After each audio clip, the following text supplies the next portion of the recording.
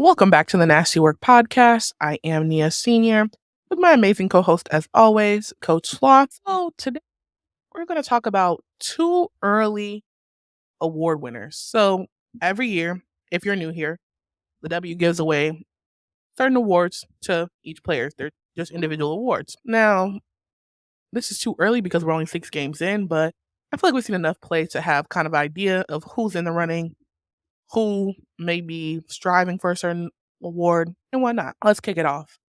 I feel like this is one of the most talked about awards in the last few years. People have different definitions of what this award means, and that's most improved. So I'm gonna let Coach Slaw kick it off and tell us who her two early most improved player is so far. Okay, so early most improved at guard for me is Dana Evans. Okay, I'm not mad at that at all. Yeah, I have two guards. Dana Evans, Chicago Sky, really has improved her offensive skill set. Her motor is crazy already. We knew that. It's hard to get around her. She's a very quick, agile defender. Makes it hard for any opponent, but her ability to knock down shots, her consistency from the mid-range, her ability to control the floor via vocal leader, I've seen it improve at least tenfold this season. She seems much more poised out there. Yes. She was much more confident in her shot. And so I think that was exactly what they needed from her at the Sky. And I think this is just like the beginning of like her entering her prime. Right. I feel like Dana Evans, she was in the conversation for most improved last season, rightfully so. But I totally agree. This season, we said it. Watching that very first game the Chicago Sky had this season, I was like, oh no, Dana's different. Like there was an air about her, a confidence that you could see that she was just coming in with a vengeance this season. I totally agree. I think that as a point guard, last season she was looking to pass first more, and this time she's definitely like hunting her shot. So it's like, no, Right. I was just gonna fall. Gonna be a threat as well. Yeah. Exactly. And so it's a little bit more of that just change where I feel like, okay, that's made the difference for her ability as a point guard because it's like, no, you guys need to come defend me. And so overall, it just has improved her game. So I'm not mad at that. But personally, my most improved is none other than my Connecticut Sun girly, Miss Dijanae Carrington. Okay, Miss Blonde And Bust Down. She has been in her bag. Unfortunately, she had an injury towards the end of the season, so it took her out for a lot of the games. And so I feel like that's what stifled her campaign for most improved. But this year, she has been finishing around the rim way better than she was last year. It still needs some improvement, but you can definitely see that she's worked on that. Even her 3-point shot just looks better. Like that's what she's known for. Get into the rack, 3-pointers, defense. And her defense has kicked up. Like her ability to understand and I think watch film. She even mentioned it. Like she watched so much more film in the off season, and you could tell like that has played off in her defensive assignments. That defensive performance she put on Caitlin Clark, excellent.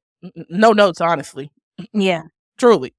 So yeah, and I think that Dijanae also moving from coming off the bench to a starter is a different role this year, and how she's adjusted to that well because I feel like Connecticut last year needed her to be that spark, and sometimes she would be, and sometimes she wouldn't. But this year, I feel like she's been, if not the most solid or consistent on Connecticut so far, that she will be in the coming weeks. So Dijanae is my most improved, honey. Yeah, my honorable mention is another one of your Connecticut girlies, Ty Harris. Period. Former Gamecock. We love Ty, we mentioned this before, had a conversation with Dewana Bonner and Alyssa Thomas. What do you all need from me?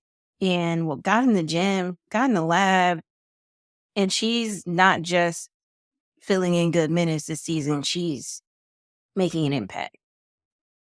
And not just defensively, offensively, she is another one of those who's stepping into the shot, no hesitation, keeping the defense honest, making the right reads is something I've noticed her. She plays a lot better a lot more in flow based off of AT now. I think she's really gotten more of a sense of the angles and where to be when AT's facing double teams and how the ball's supposed to move. Like she's a much smarter player out there.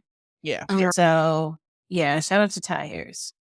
I totally agree. Connecticut's my team, y'all, so I watch all their games.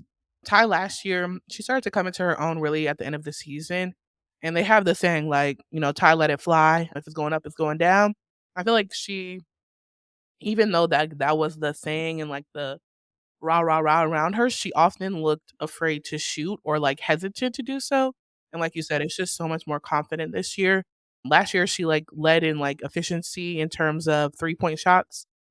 And she Mhm. really has carried that over this year, but not only in 3-pointers. I feel like she's really worked on her mid-range game. She loves to pull up right at that free throw line, Yeah. and it's money. And so I think that's the difference that Connecticut really needed. And so her having that mature conversation with Dewana and AT has made the Sun look insanely better. They needed more offense, and Ty is able to produce that. So yeah, I Yeah, totally she's agree. already on pace at like 10 points per game compared to 6 games in. 5.8 last year. So Exactly. shooting at a pretty good efficient rate of 44%, Hmm. 45% from three so far. So that's been a major improvement in her shot. Okay, T. We love to see it, Ty. So now the next award, the girlies often get confused, honey. Sometimes people be like, okay, they're most improved, or they're the comeback player of the year. And all Talking the on me, that was shade. Like, it was not shade. I was not talking about Coach Slaw. I mean, it's not just her. It's a lot of people on Beyonce's internet who are also saying the same thing. For me personally, comeback player of the year is separate from most improved, but I can see how they could be interchangeable. So, comeback player of the year, who you got, Coach Slaw? I don't got none other than Northside's Diamond DeShields. Okay, one thing about you, you gonna rep for the A. I got to. And y'all, like, I'm so glad just to see Diamond healthy, first of all. Period. Okay. But there's just like no doubt in my mind she would be in the same conversation as a Kalia Copper, Ryan Howard, Arike Gumbawale, like one of those players that's just a walking bucket. Mm. Had the injuries not set her back a bit, she looks confident in her body. She looks shifty again. She's gone to the cup with some jelly. She's coming in the game, with a lot of confidence. You love to see that. And y'all better watch out because she's look like she's on a mission again. Like like she knows what it tastes like. She knows what a championship feels like. She's already got a ring. Actually got a ring with Candace Parker in 2021. So I'm excited for her. I've seen a couple of her games where she's just like doing what DeShields does best to me, which is I rarely see her take a bad shot. It's just a Mm. matter of it's going in her. Like, she picks and chooses and gets to her spots with no problem. So the more reps she gets in game speed, like by the peak of the season, right into that playoff time, as long as they stay healthy, they're going to be great. So I'm excited for that comeback. Yeah, I'm not mad at that pick. Like you said, ultimately, I'm just super happy to see her healthy, playing, looking like she's having a good time. Yeah, but personally, y'all gonna think I'm biased just because it's Connecticut Sun player, but I promise I'm really considering everybody. My comeback player of the year is none other than Brie Jones, Big Breezy. Last, Breeziness. last year, she went out with an Achilles injury, if you don't know, and so she missed basically the whole season. And this year, she's come back. She's come back, started the season. She's still playing on restricted minutes, but the minutes that she does get, they're extremely impactful. My God. Injuries about that. Okay. She was bodying her in the paint, and the Connecticut Sun literally looks like a completely freaking different team with Breezy on the floor. Yeah. Last year, they were able to make adjustments. Shout out to Coach White for doing so, not having Breezy in the lineup, but with her in the lineup, it's scary hours. And just in terms of her efficiency, her ability to finish around the rim, like Breezy's just so good. And I can tell she's really in her defensive bag. Like she has been wanting to block any shot that's in her way. And so, yeah, I'm just super excited she's healthy, happy she's back. And she Makes my gets son look good. less. Yeah. And so it's gonna be nasty when she's playing full minutes again. Like she's still on restricted minutes and they whooping up on people. So just wait on it. Just wait on it. Now, I started the caveat of this category of can you be most improved? Can you be comeback player of the year? Are they the same award? Are they different? It's because Coach Slaw and I both have a player that we think should be considered. I think should be considered for comeback player of the year. Coach Slaw thinks most improved, none other than Miss Dearica Hamby. So I'm gonna let Correct. you give your case on why you think she's most improved. Because she's hoping. Like, Simply. like there's no hesitation. There's no. She was a half step slow last year. You know, there were some things going on. Coming back from, you know, giving birth Right. is a journey that not many will ever have to understand in life Agreed. generally, or let alone as a professional athlete. Then on top of that, there were some distractions. You know, Right. the Vegas Aces love to get investigated, so there was some issues around the trading of Dearica to the Sparks, and you know whether or not Becky Hammond used appropriate language, took appropriate action with that, and with knowledge that Dearica Hamby was pregnant and the expectation of where she would sit in the next season. So I think on that aside, and with added talent that's moving the ball more effectively, she seems like she's laser focused, in shape, just playing a lot more free, and it's showing up in the stat line every single game. I'm not going to be surprised if she's averaging 20. Mm. So yeah, she just looks really good out there. And she's not playing like a bit muted, which is what I felt was happening last year. That's why I say could be most improved, just because last year was kind of like I'm getting my feet wet.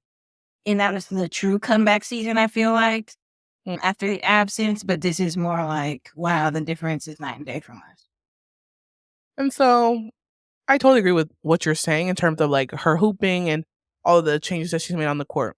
I 100% agree with that. My only caveat is I feel as though because she was coming back from pregnancy, to me, sometimes the league even classifies it as an injury. I don't know why the hell they do that, but that this season is her comeback season because she's fully healthy. I feel like can't be most improved necessarily when you're playing not healthy or you're not at 100% or not at your best, but you can be comeback player of the year when you're coming back from something such as so major, like you said, as having a freaking baby. And so that's why I feel like Dearica's more so comeback player of the year, even though she did play last season, more so than most improved. Also, just because these are things that we've seen Dearica do prior in other seasons. Like she won Sixth Woman of the Year. I believe it was what 2020, something like that. And you know, her actual skill set of what she's doing is no different than it was seasons prior to her being pregnant and being out. So that's why I'm like, is it most improved or is she just back healthy? And so that's kind of the teeter line. But either one, I wouldn't be upset if she got it. You know, Yeah. we're still too early, so we don't know. But Yeah, way, way too early. But yeah. just to throw that in there. Now, I feel like this is honestly the most anticipated award of the year. Everybody be waiting. It's the last one they release. And it's MVP, y'all. Most valuable player. Some people just say it's the best person on the best team. Some people say it's the best person in the league. It's however you want to define it. But MVP, I feel like, there's some clear standouts. And I feel like Yeah. we can't not mention the clearest standout. Coach Law and I both agree on this. Asia freaking Wilson. Any My freaking God. name. And you gotta say it like that. Asia freaking Wilson. Duh, of course she has a shoe.com. Like, Bitch. okay. My sister. Now, last season, she was the best player on the best team. Hence the Correct. championship. This season, are the Aces the best team? Debatable, is what I'll say. That's how we'll classify it. But is she No, the best yeah, player no. on that team? Hell yeah. 100%. Sorry. Hell yeah. Hell yeah. Hell Best player yeah. on that team. And she's at the top of the leaderboard in terms of stats. Like, I think she's number 1 in rebounds. She might be top 3 in points or something like that. She's at the top of multiple categories in terms of stats. Once again, top 3. How can you not classify Asia Wilson as a freaking MVP candidate? Plus, just the way that she leads the Aces, holds them accountable, is their clear leader. It's just undeniable MVP caliber. And she's playing, I feel like, damn near almost better than what she was playing last year. So that's crazy to say. Yeah, she's already on a tear. 25 a game, 12 rebounds, 2.5 assists. A nightmare to defend. A Nightmare. nightmare. And then a nightmare to not defend well enough, because with Asia, it's not about really like whether she's going to hit her buckets. It's about everything you have to worry about if she passes the ball. Exactly. Because when that ball is moving through her and kicking out to one of the top 4 guards in the league, there's only so much you can do. Okay. And I think the other thing that stands out for Asia above the rest is her leadership. You rarely see anyone say anything about negativity from her. Becky Hammond praises her leadership and says she coaches her the hardest out of anybody. And it sets the tone for everybody else that if she can take it, you got to be able to take it too. Like, nobody's above criticism here. Nobody's getting a super special treatment here. Of let's play, like, the Aces had to grow into that, into trusting one another and not shooting over 2 people. Sometimes some of us still need to, maybe remind ourselves of that, KP. But yeah, like, it's Asia freaking Wilson for me, dog. Because there's not a part of the game she doesn't impact 100%. On either side of the ball. So, yeah. So that's our clear, too early MVP. But we have some honorable mentions. Now, I'm going to be biased again, I guess, child. Alyssa Thomas is my honorable mention in terms of MVP of Connecticut Sun. AT, I feel like, honestly, she was robbed last year. And she's back. The same. Like, it's the same caliber of play. They call her the engine for a reason. The girl never freaking gets tired. She runs her team. She holds her teammates so accountable. She's going to show up night in, night out. You never have to worry about whether AT is going to show up and produce for you, whether that's in terms of assists, whether that's in terms of rebounding, whether that's on the defensive end. Even offensively, I feel like she's been hunting her shot a lot more this season, even than she was last season. Yeah, she's just insane. She's literally insane. So, AT for MVP. She's literally insane. Like, that's the only way I can describe it. Like, she's literally insane. Like, this hoop shit, she really likes this hoop shit. Like, she really works hard. Ball is life. Like, ball is, like, it's just so hard. It's just the way she plays so hard. She makes me tired.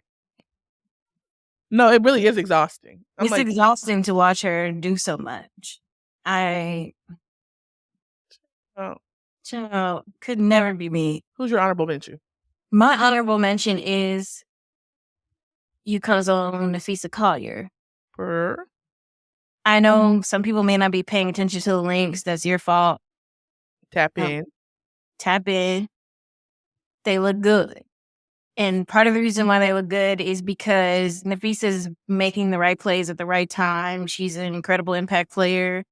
She's averaging, 25, 23 a game right now, 10 rebounds, 4 assists.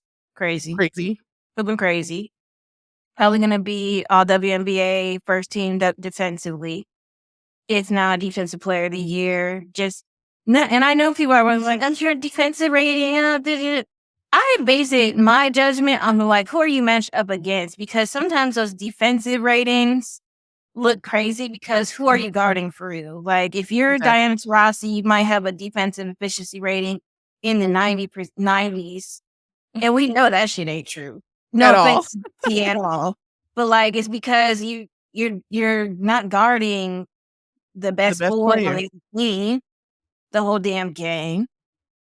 Hello. That's not gonna work. And that's also good coaching. That's not a good use of you defensive. Right?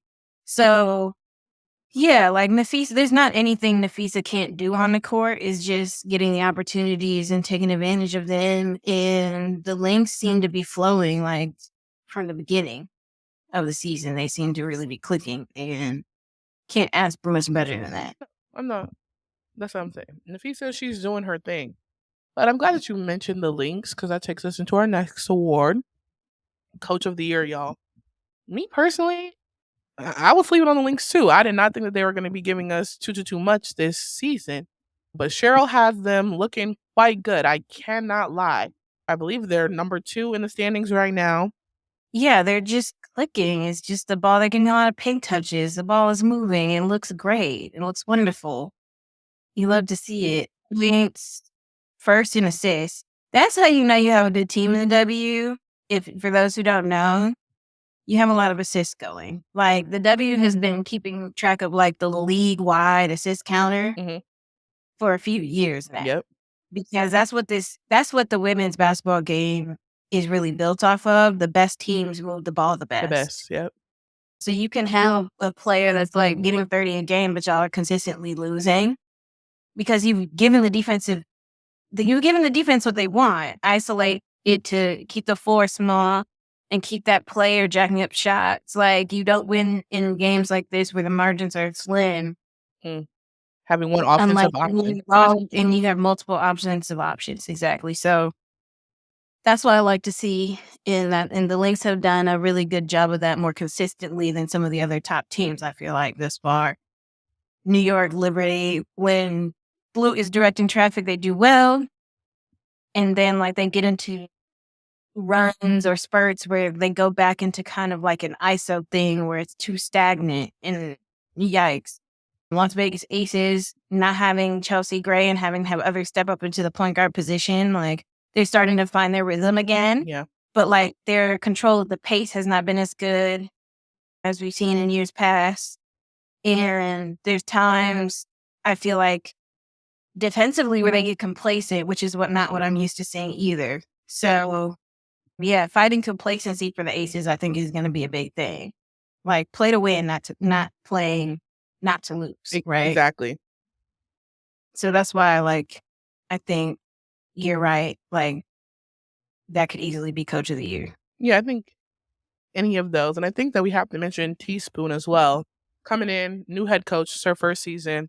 Chicago basically has so many new pieces. They have, of course, Angel Reese, their rookie, but they also have, kind of started ground up from in terms of guards, and only people that have been there consistently are Dana, Will, Marina. That's kind of it. Everybody else is new, and so how she has molded those pieces together and how it's been working, I think, is a testament to her potentially being the coach of the year. I was also just not sure how these pieces were going to click, and seeing how she has Mhm. made that happen, I have a lot of confidence in her. And even just the culture that she's building, I feel like at Chicago is really important to in terms Yeah. of coach of the year. Like how she supports her players, how they really listen to her, value what she's saying, even just like the camaraderie between the teammates. I feel like a coach helps to foster that environment. And so it's not necessarily an on the Mhm. court thing, but off the court helps on the court. And so that's like one of the main reasons I would think that Teaspoon could be in the conversation or should be in the conversation for coach of the year. Yeah, to come out your first year with a start like this and with your players playing as themselves and their identity well, playing to their strengths the way she has them playing to their strengths, having a rookie, I'm not going to even try to say Angel Reese isn't confident on her own, Right. but having a rookie that's also vocalizing how much they get their confidence from their coach. The culture at the Sky is completely different, and it's something you really like to see. I think some coaches don't get enough credit for what effort they put in on that end. Like they make this game a lot about the X's and O's, but your ability to identify the psychology of your team and show them you trust them, not just tell them, is important. So I like that nod. Oh, I'd also like to give a nod to Noelle Quinn. I right. know there's some people that are probably like, the fuck? Right. The Huh? storm don't the store? I think because there's a role coaches play also in putting together pieces that are going to work together well. Mm. And I've already seen some adjustments from Noelle, and I've already seen some choices, right, that are breeding that confidence that team is going to need toward the end of the season. And one of the best things I think you can do as a coach is let your smart players make mistakes. I like that. Let people know you have confidence in them by not being so damn quick to pull them out of a game if they're not making every single shot. Think about what kind of shots they're taking. Think about what other things they contribute that are intangible, that are good for the team. And I think I see Noelle Quinn doing that with, honestly, in the game, who is the most important person on the floor, with having that confidence and that leash to know when it's my time to take over chances. Not is the point guard, and I see Noelle doing that and building that with Skylar. Yeah, and we see that off the court as well. Even in her post-game presser, she's saying that she was urging people to give Skylar like grace. Like, hey, this is someone who I know is putting in the work behind the scenes, put in the work last year, but she's also still coming back from a pregnancy. So I'm gonna give her grace because I know the skill set that she has and the work that she's putting in. And so it's gonna reap those benefits, or like it's gonna come to fruition. And so having a coach that has that trust in you on and off the court, like you said, I think is very pivotal. And having the ability to draw the players you drew to this organization, knowing they were young as hell last year and they struggled a lot. Right. Knowing that you need your star player to know that you're making the investments needed to give them the opportunity to go for another championship. Like, by being able to draw those pieces in Nneka and Skylar to work around Jewel Lloyd in a way that's complementary was incredibly brilliant. And I know she played a role in that. For sure. So, you're just seeing a little bit of growing pains of rust getting knocked off. But I think by the end of the season, you will see that impact on this team, especially as these role players start to become more consistent. I like that. And I think that we kind of mentioned already that Becky's in the conversation for Coach of the Year, but who she decides and who the organization decides to replace De'Asia Fair with and how that elevates the team, I think could push her up in the Coach of the Year conversation. Spooky. I don't know who they're going to pick. It's a lot of options, Joe. One thing that's gonna matter to Becky the most, though, is your ability to fucking flat out defend. Period. Point blank. And don't be a bad teammate. Okay. Like, locker room culture is important. Culture, everything at the Aces, they talk about it day and night. You got to get along with the kids. So, and I'm not saying that to say that De'Asia Fair had any of those issues. No. I don't think, as far as the locker room concerns, I don't think that was a thing. I just think they realized, especially with Chelsea Gray working back from injury, they're going to need, someone who's game ready right away to be able to fill in and give KP and Jackie some more rest because they've been playing crazy minutes. Right. And I think just right place, wrong time. If you want to learn from somebody who's been an undersized guard in that league and been super successful at nobody better in than your days at 5'5" and you're walking bucket, but you're trying to figure out this new physicality thing. There was no one better than Becky. I think it was just a timing thing, honestly, if I had conjecture about it. Yeah, I totally agree. I feel like even if Chelsea Gray is healthy, then De'Asia stays on the team. But it's just too much of a missing piece right now to have a piece that you have to build up for the Aces. So I'm excited and interested to see who Becky picks, but I feel like that could also move her in the Coach of the Year conversation. Now, this next award, honey, it's one that I'm really, really lost on, but there are some people that come to mind, and it's Defensive Player of the Year. So I really wanted to be a guard, y'all. I can't lie. I feel like we've had to dominate the league for years on years on years. And so I wanted to be a guard, but at the same time, it's not too many guards that are standing out to me in terms of being a Defensive Player of the Year. However, one that does come to mind, I've already mentioned her today, Dijanae Carrington. Like I said, that defensive performance she put on Caitlin Clark was immaculate. And I feel like people underestimate the ability to study film and really understand the defensive scheme and remember it and be able to apply it as being an attribute that should be considered in terms of Defensive Player of the Year. People are like, okay, who got the most steals, who got the most blocks, but the ability to actually like have an eye test and be like, okay, no, they put clamps on them, they defended their ass off, they limited them to this amount of points is super important considering defensive player of the year. And so that's why I would throw Dijanae's name in the hat. Hat in the ring. Hat in the ring. That's the thing, y'all. Hats though. I get that. Yeah. Yeah. Yeah. Yeah. But who do you have? Who are you thinking for defensive player of the year? I mean, honestly, it all goes down to me again. Who are you guarding to? Dijanae's has some crazy matchups, obviously. Like, it's hard for me not to say Asia Wilson. Okay, yeah, obviously. Yeah. Yeah. Yeah. What you doing that for? What you down here for? Period. Plop. It can't be a shot. Can't be. And then, like, her reads. Like, she reads, her help side reads are fire. She's just so damn good at this game, y'all. It's really crazy. And her mobility. Yeah. And then I think honorable mention Nafisa Collier, again, based off matchups and just somebody who's a physical beast and can get whatever they want out of you. A steal, a block. You know, them guard, 1 through 4. Like Yeah.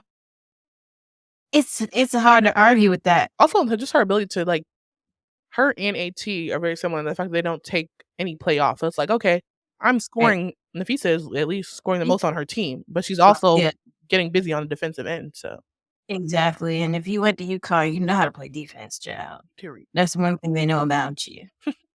So yeah. Okay. I like those picks. I feel like we got to see some more film, some more games to really solidify who is going to be the defensive player of the year. Now, the last one, I feel like this is honestly the most anticipated award of the year, just because of the caliber of this rookie class, the star-studded names that are in it. People are going to want to know. People are going to go up for their people. So that's rookie of the year, y'all. Rookie of the year. I'm going to let Coach Slaw start off on this one, because I have a clear rookie of the year so far. Too early. Well, I have. Yeah. Yeah. It's like, who should I say? Who do I want to say? My personal fave is Angel Reese. Same. Who I think will win is Caitlin Clark. Exactly. I mean, the girl can shoot from the logo. Mic drop. Like, so points wise, efficiency is going to be horrendous for a little bit. Tragic. Her team is also in shambles. I don't know what they just be running around sometimes. Bottom of the leaderboard. If they can figure that out and she can fall into more of a consistent pace, yeah, I think she can get that. Because she's probably going to be the leading rookie in scoring. For sure. Unless Rakia just goes off.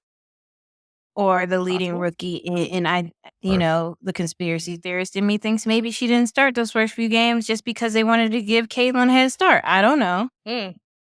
But because Rakia is efficient, baby, okay? She's been a pro. Been beating up on kids. Okay. In the NCAA. Let's be clear. But Rakia's bag is nuts. Deep. Okay. Sick. Baby, that's a Telfar right there. That whole deep. She's like I don't even know, like a Jason Tatum, Knicks Mellow type bag. Ooh. Somewhere in between those. Very crazy work. But Caitlin Clark shoots the lights out.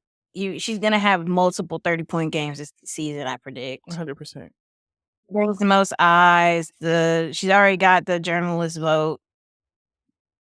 Yeah. Her six crazy. I definitely agree. We like to think that there isn't a script being written, but the script is definitely written for Caitlin Clark to win Rookie of the Year. However, if it wasn't, my clear choice is definitely Miss Angel Reese, none other than the O-Block Barbie, Shy Barbie. O-Block Barbie. Because my sister has come out with a level of confidence that you rarely see in rookies. Not in just in terms of her actual play, but her ability to lead. Like we all knew she was a leader at LSU. She was the clear person. But to come in as a rookie and lead a team in the way that she has done is just insane. Also, just her ability to be a dog on the court. Like, dog translate. It doesn't matter. Like, yes, there's adjustments that need to be made at the pro level, for sure.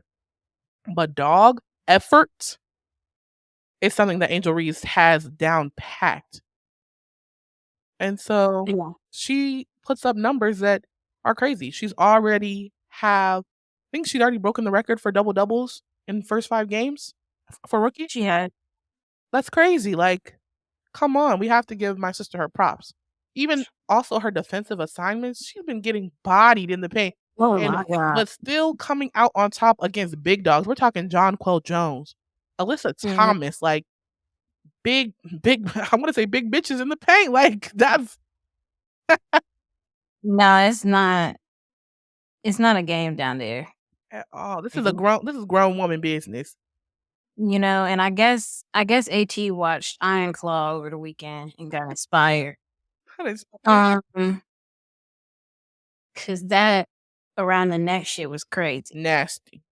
Nasty work, in fact. But yeah, like Angel's a great rookie. Effort, crazy. Things that translate from grade school are still gonna translate. Defensive effort, offensive rebounding, passing out of the low post. You can't even teach some people that. Take your cookies out the cookie jar. Okay, steals. Jar 1.5. Okay, like incredible intuitive player, incredible talent. Y'all can say what you want about her offensive finishes and bag. That will grow over time. Period. This off season, she's about to go crazy in the gym. I already know. Nuts. And then she gonna put some weight on too. Sickening. Yikes. Spooky.